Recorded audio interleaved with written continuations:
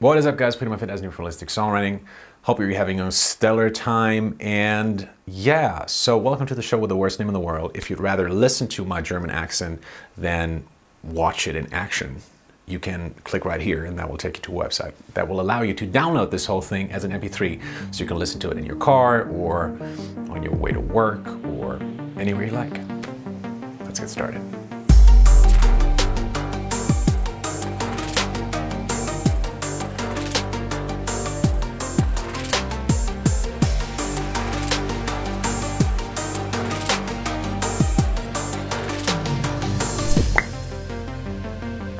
First question this week comes to us from Luke, and he says, how do I properly send an email or letter to a label or producer to get them to listen to my songs? Well, this is obviously a big subject.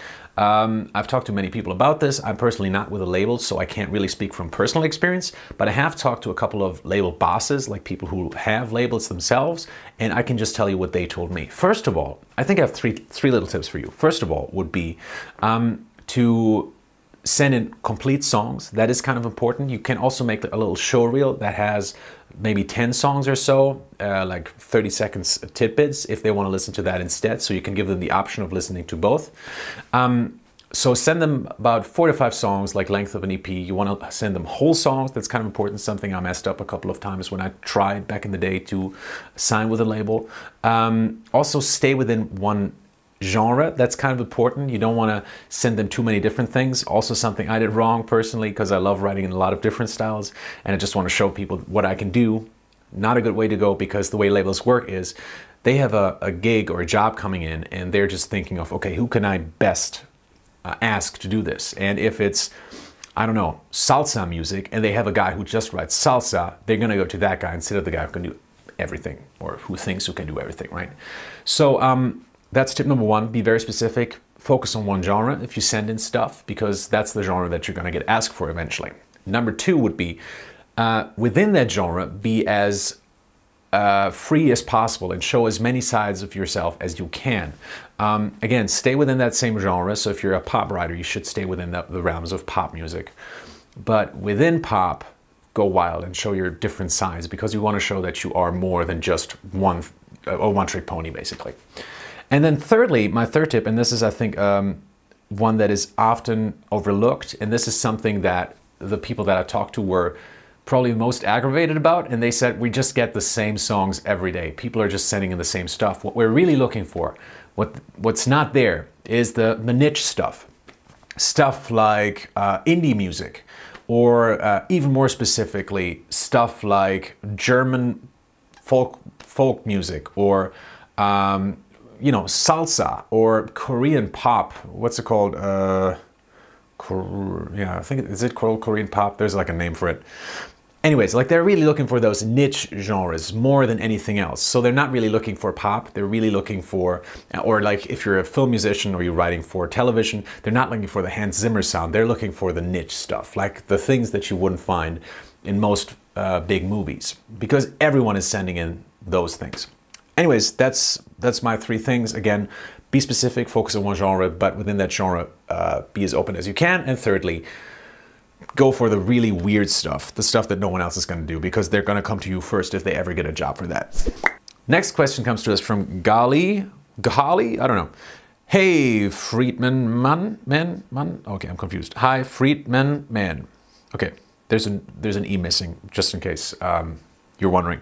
I could be wrong, but it seems to me my musical strength resides in that what makes me weak as a human being, my suffering, my pathos, which I try to convert in my music. Still, my sister, who happens to be my closest confidant, says my lyrics lack a silver lining. She often feels like I'm asking for the listener to cry with me instead of learning something from my suffering. So my first question for you is, how do you make your songs more joyful, more universal, more bankable, I guess? By the way, we have 3 questions from Ghali, because I think he asked some really great questions that I think are going to be interesting to everyone here. So I've said this in a previous episode. I think you should write who you are. Don't try to change who you are with your songs. If you're feeling sad at the moment, you should write some sad songs, because that's just the best music that you can write at that part of your life, I think. If you're feeling happy, you should, write happy songs. Just write whatever you feel like writing. Don't try to change yourself, because typically you write yourself into a corner with that. And I've tried that before. It never really seems honest. Like if you're sad, you're trying to sound happy, it can sound really, really wrong in a way. And you definitely don't want that. So my advice really would be, don't do that at all. And if you are at a point, and you will come to this point, if you go through this, you're going to come to that point where you're going to think, okay, all this struggle, all of it made sense, and now I'm in a better place because of it, because it's made me stronger as a human being. And then I think you are at that point that your sister is talking about, where you're able to talk about these things. Before that, I think you should write some sad songs, because we need sad songs, man. It's not like everyone is just looking for happy, joyful songs, right? There's always a market of people who love to listen to sad songs. Who are those people? Well, people like you. And if you can connect with these people with your sad songs, I think that's a wonderful gift that you have. And why should you write joyful songs if you're not happy yourself? Just write some sad songs. And the greatest thing about songwriting is if you give it to people, if people notice, wow, this guy's really sad, he's feeling what I'm feeling, you're going to get something back, and it can help you get back on track. So that's a wonderful thing. And so that would be my advice to you. And I mean, listen to a lot of artists. You know, Sia, for example, is not really a joyful artist, is she? And she's still bankable in that way, if you want to call it that. Second question. Secondly, I must admit I have trouble keeping a steady rhythm when I play music. Often I find myself changing the tempo from the first chorus to the second, and never is the tempo similar when I play the song just a couple of days apart. That's pretty bad, isn't it? How can I fix that? It's good that you know that. A lot of people are not aware that their tempo sucks or their timing sucks. And it's something that can be changed. My timing wasn't great when I started out. My band, back when I was 15, we took part in the Battle of the Bands, and we thought we were amazing. We just thought we were the shit, right? And after it, the judges just hated us, and they told us, you just did everything wrong that you could have done wrong. That was exactly what they said. And we were really discouraged, and we were really angry at them. And, you know, obviously we thought like, yeah, there was some foul play here, and you know, blah, blah, blah, blah, blah. Anyways, after a while, I came around and thought, well, maybe they're right. Maybe they had a point there. And so that was the first time I heard about timing, actually. No one had ever told me that timing was a thing. So how do you improve your timing? First of all, practice with a metronome. Everyone's going to tell you that. And there's a reason for that. It just makes sense, right? If you want to get better at timing, have something that keeps the time for you. Find a good BPM, a good tempo for your song, and then practice your song just in that tempo. And it's going to help, because you're just going to feel it after a while in just that tempo. Secondly, a couple of exercises that I like to give my students if they want to improve their timing. First of all is the invisible click, in which you have a very slow setting on your BPM counter. So something like 50 BPM or even slower, 30 BPM. So it's just going to be like tick,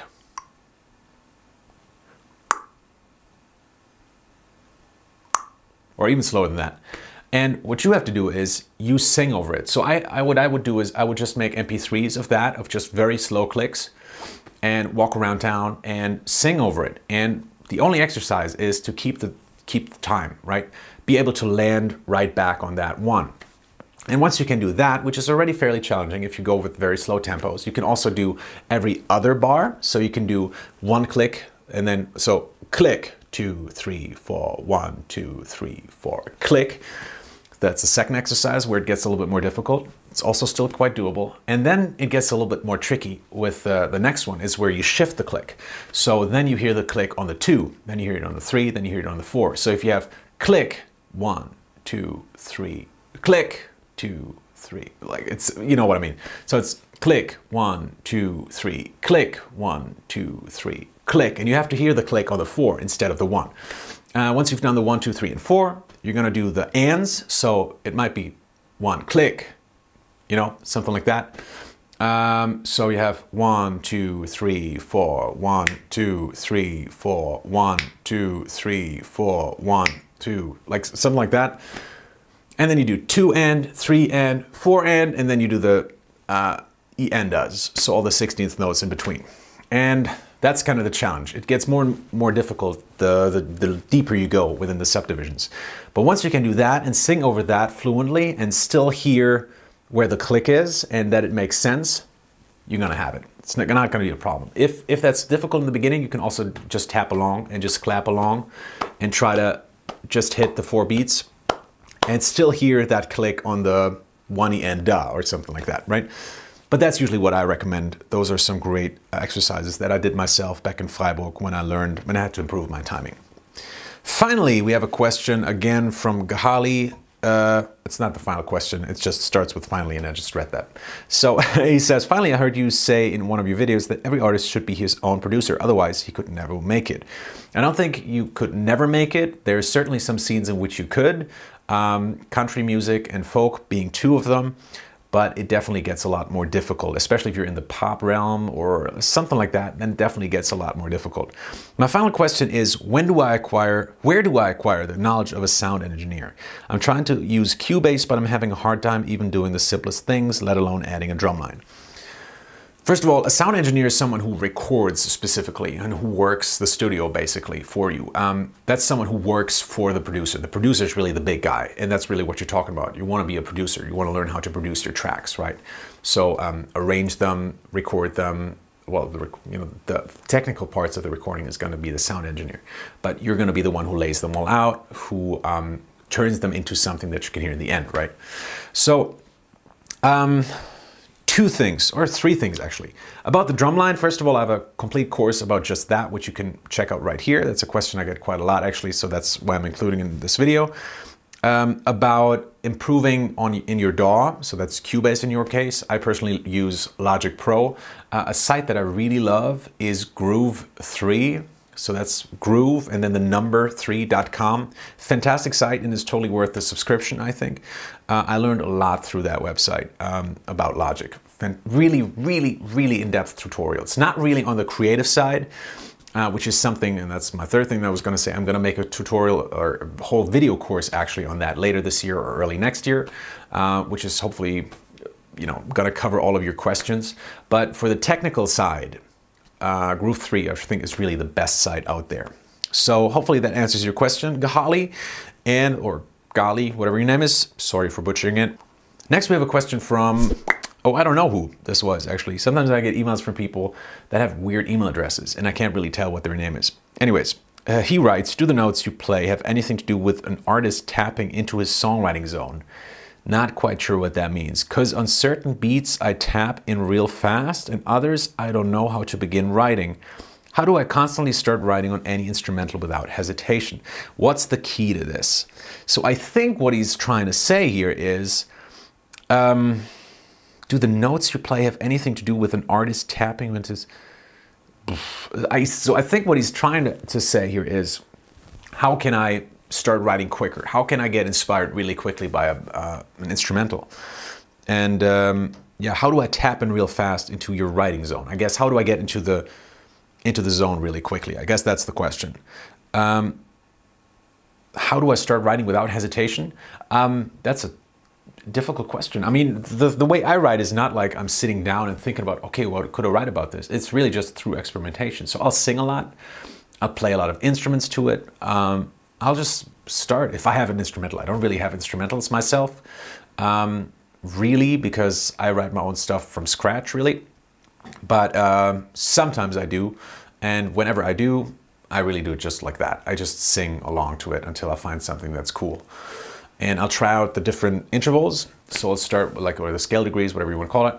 So I'll start with the 1, try something there. If that doesn't sound cool, I'll try the 3, then the 5, then the 7, then the 2, 4, and 6, until I have a melody that kind of sounds cool. Just starting on a different note usually helps to find a couple of different melodies, and that gives you a couple of options. So that really helps me finding some melodies.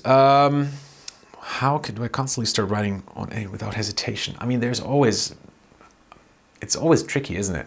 It is difficult. It is, I mean, it's a difficult job. What's the key to this? I can't really tell you, because for me, it's so much, it's just here, it's not really a logical technique, and that's what makes it so hard to teach to you guys. It is sometimes just a puzzle. Sometimes you just sit there for hours trying to work out how that one line works. And I think one of the biggest realizations I had when I entered conservatory and watched some amazing writers work is that they just struggle. Like, so much of it is really just struggling. Like, a professional will write like 70% of the song just like that. But then there's always those 30% or at least 20% that are a little bit more difficult. And even the professionals just have to sit down and work through that and just find something that works.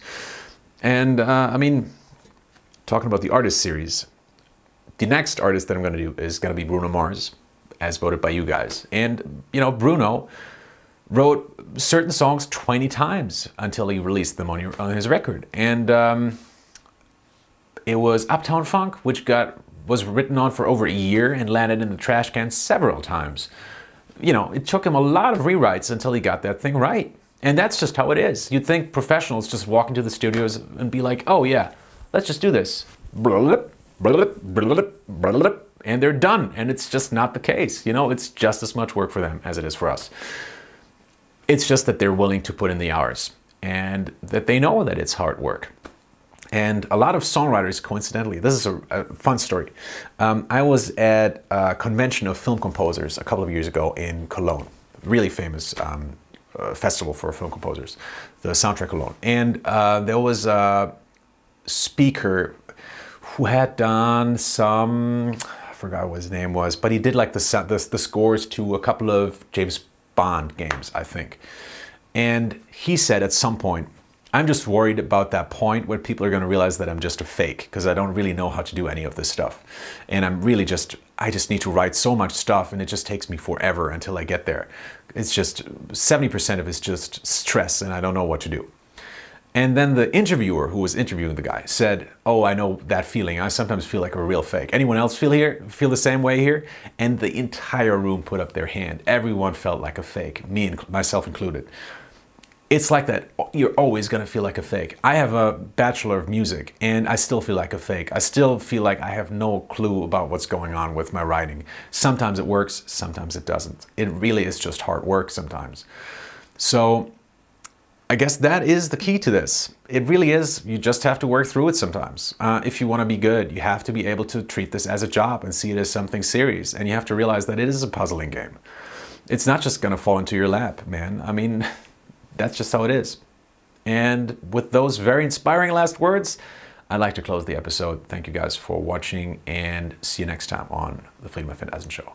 Actually, you might see him a little bit earlier than that, but